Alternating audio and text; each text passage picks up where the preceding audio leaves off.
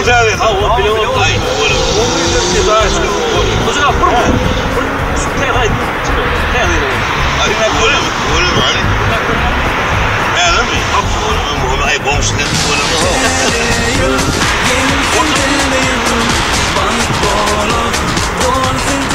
Ay koyayım.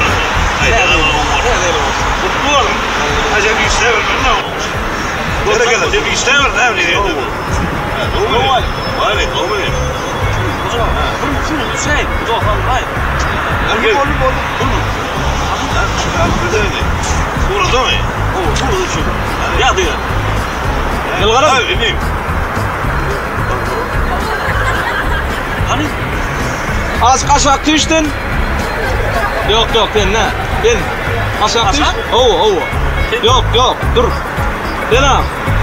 Yerini çalsın. Yerini çalsan. Hadi mi? Anlayam mı? Oo bırak otur. Ortak sen mi otur? Yok ben sana diyemem. Hani yılgırın hani? Yok bolon yok. Hani ortak.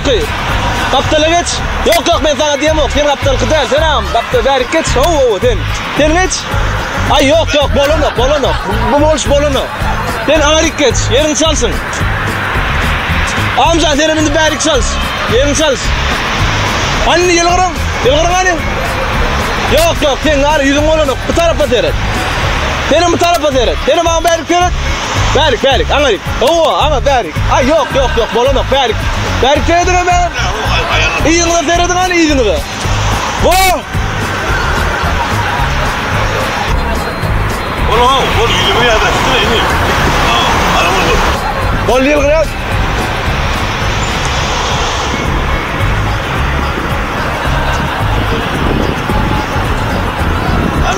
Hadi komşular.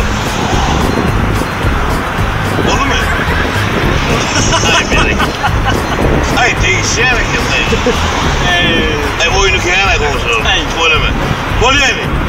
O size muhabbet edecek. Şimdi karnıma diyeyim. Böyle ya oğlum. Tamam.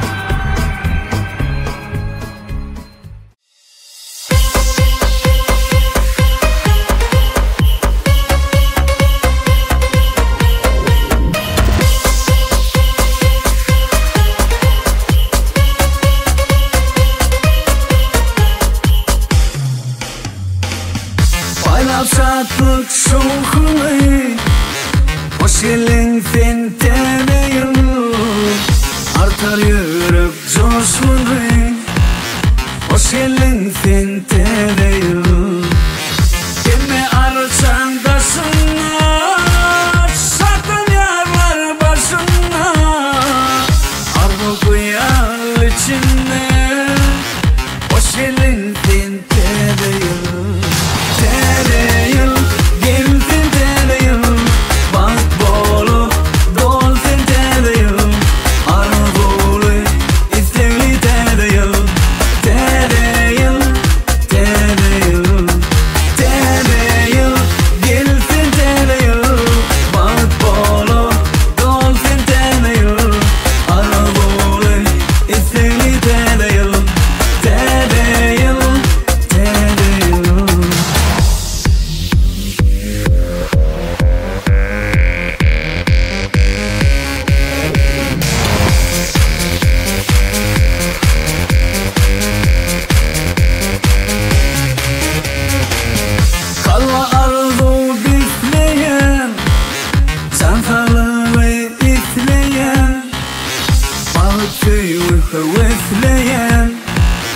hoş geldin sen teneyim.